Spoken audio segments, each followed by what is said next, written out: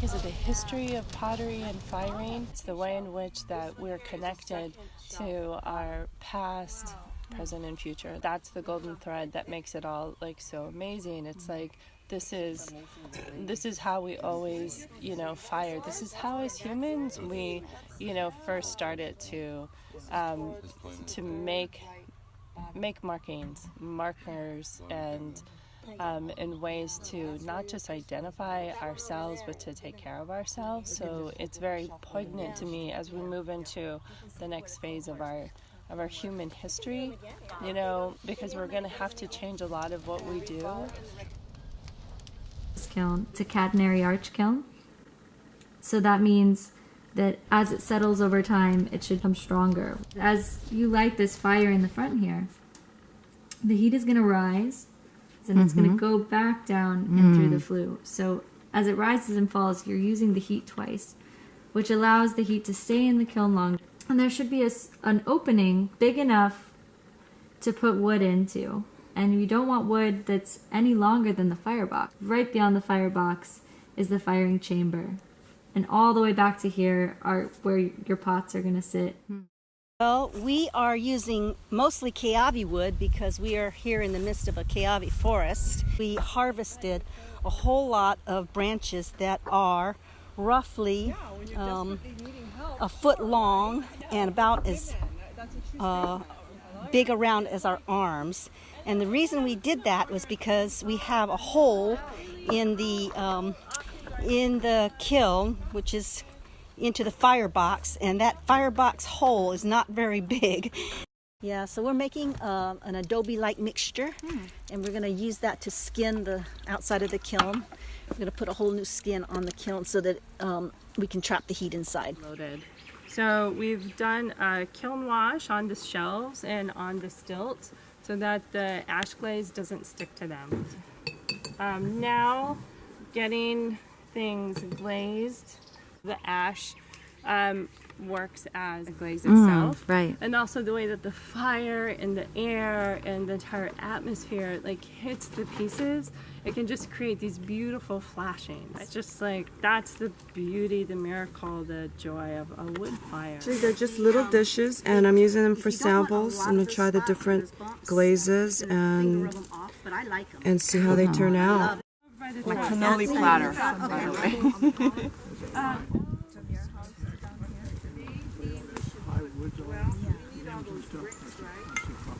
It's a Jackson Pollock. And it's a surprise. You never know what you're going to get. I love it. What are you doing? What's your plan here? I'm experimenting. I've never wood fired before. So I'm just going to try out all different glaze techniques and all the different glazes that Amelia brought. Well, I did with yellow salt, which is a glaze we use in high fire and in salt. It's a really versatile glaze, and I like it a lot. So That's see pretty. how it comes That's really out pretty. Yeah. in wood fire. I found from the previous firing and from the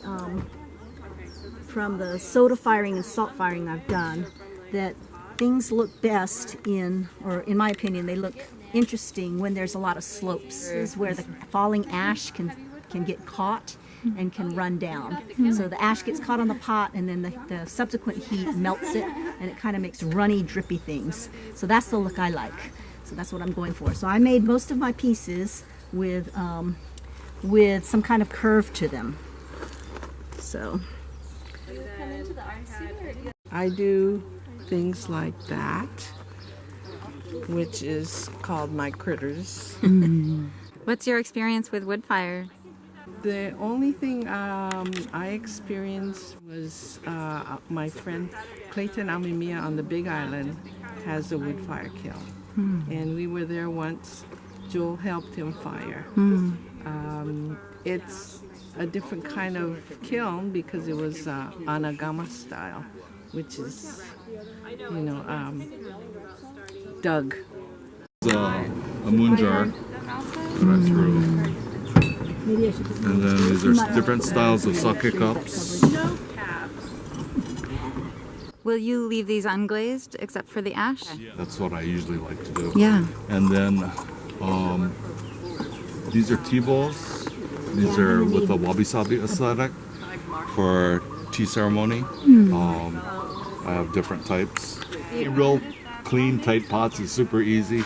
Tweaking them is another story.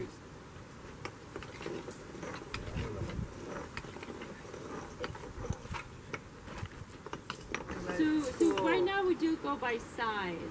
All right, so we're doing 6 inch. So I need things that are 6 inch. 6 inch. Okay. 6 inch. Or shorter. So. How about that pig? Well, no, because I'm going to put a roll of, I'm going to put a wad on top. Okay, here, right here. This little aardvark.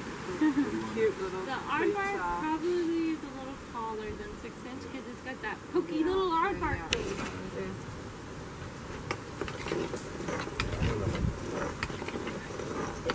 When the flue is producing smoke, it means the stoking is starting to burn. When that smoke stops, that means it's in charcoal state, and it changes from charcoal to ash. That's when it's at the highest heat. That's when you want to make sure that you stoke again. That's your signal for stoking. I think I'm most excited about the production of biochar because ceramics is an industrial process, and the fact that we can sequester carbon in the making of beautiful, functional creations is really beautiful, really important for the future of ceramics, I think. An important discovery in my learning. Well, we had an excellent firing. We started at 8. Started with a little gas to ignite the wood, and then after the wood was firing, we turned the gas off and we continued with just wood for the rest of the day. And we went for 12 hours, and everything looked great. By looking inside, we could see that everything looked kind of shiny, and that means that the glazes developed, and it also means that a glaze developed on the pots that were not glazed at all. Beautiful. Awesome. Good work, people. Good game. Good work. Look at that fling. Way to go. High fives and high fives. Yes. All right.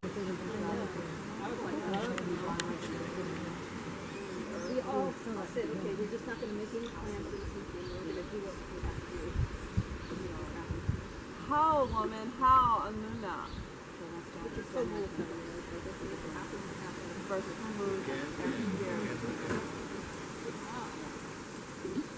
And that's when they make, and they do.